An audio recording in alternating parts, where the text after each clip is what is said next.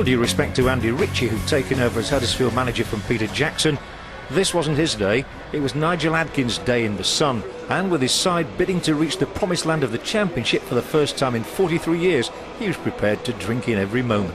The players have got belief in themselves, and the supporters have got belief that we can actually go and achieve something, and that's what we said from the outset. You've got to believe to achieve, and that's what we've gone and done. We've given ourselves a dream of getting to the Championship, and everybody's taking it on board. They've all been given roles and responsibilities, and they've carried them out fantastically. You know, the team spirit, the team camaraderie, the cohesiveness of all the players as individuals to work as a team for one another has just been exemplary, you know, and that's why we're in the position we are. We've got Billy Sharp, who's scoring the goals at one end, Joe Murphy keeping them out at the other end, and in between that we've got two stalwarts in Andy Crosby, who's my assistant manager, and Steve Foster, who've been immense.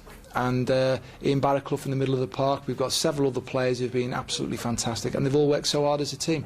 Would Billy Sharp be the man to take United up? He was certainly the bookies' favourite to notch the first goal, but then this had been a team effort from chairman right through to groundsman and even the ball boys. It's a very special day. It's the biggest day that I can think of in my time with Scunthorpe United, certainly, yes. Well, it's been over. Let me do my maths. What is it, 40-something years since you were this I think it's probably 49 years since we got promotion to the old second division. So, how has it come about? Because for so long, as you say, you've had your moments, you've had your playoff wins and all that at Wembley, but to reach this point in the football pyramid is quite some achievement for a club of Scunthorpe's size, isn't it? What's gone right? How have you got this far? We've had 10 years of a good manager with Brian Laws, put a good squad together, very, very good squad this year. Nigel Adkins came in late October and picked up where Brian left off and has just gone from strength to strength, and as I say, we've got a fantastic squad of players. Good appointment, that, the gaffer. What do you reckon? It was a fairly obvious choice if you know Nigel, and it was just a question really of whether he wanted to take the job full time. But he's been involved with the coaching side for a number of years now, and people think he's just a physio, but he was more than a physio.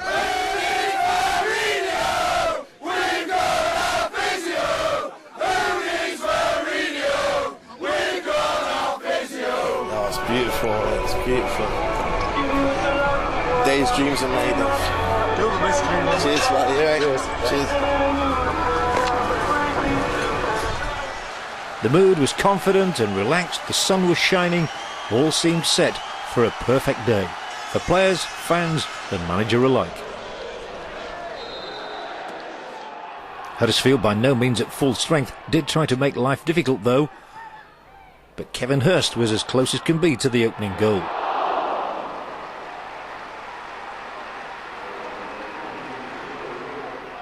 There was though a moment when Town appeared not to have read the script. Luke Beckett's shot beating Joe Murphy, but the referee ruled it out.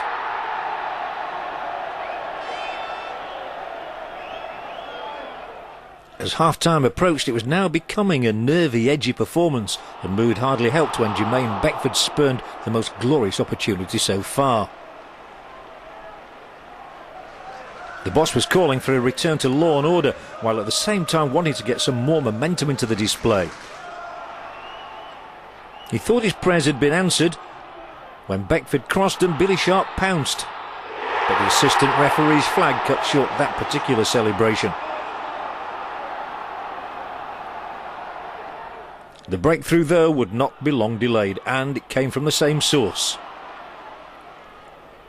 Kevin Hurst contrived the shot, Matt Glennon parried, and that's meat and drink to the sharpshooter supreme. 7,500 went mad. They were scenting trips to Wolves and West Brom, Sheffield and Southampton.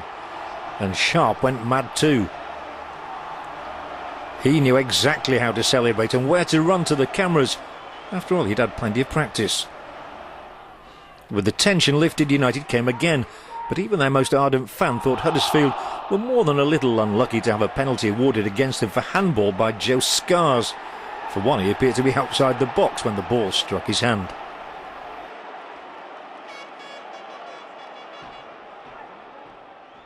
But why should Billy Sharp care? His job is to score goals. He does it very well. And he'd now proved on no fewer than 30 occasions that he was the best in the division.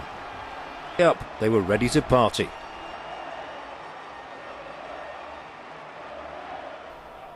Indeed, Sharp might well have added another notch to his belt, and surprisingly it would have been his first hat-trick of the season.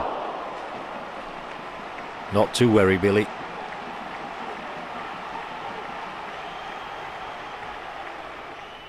Moments later, he was able to savour the final whistle and the ramifications of yet another victory and the high point of a quite epic achievement under Brian Laws, who should not be forgotten, and Nigel Adkins, the physio turned hero.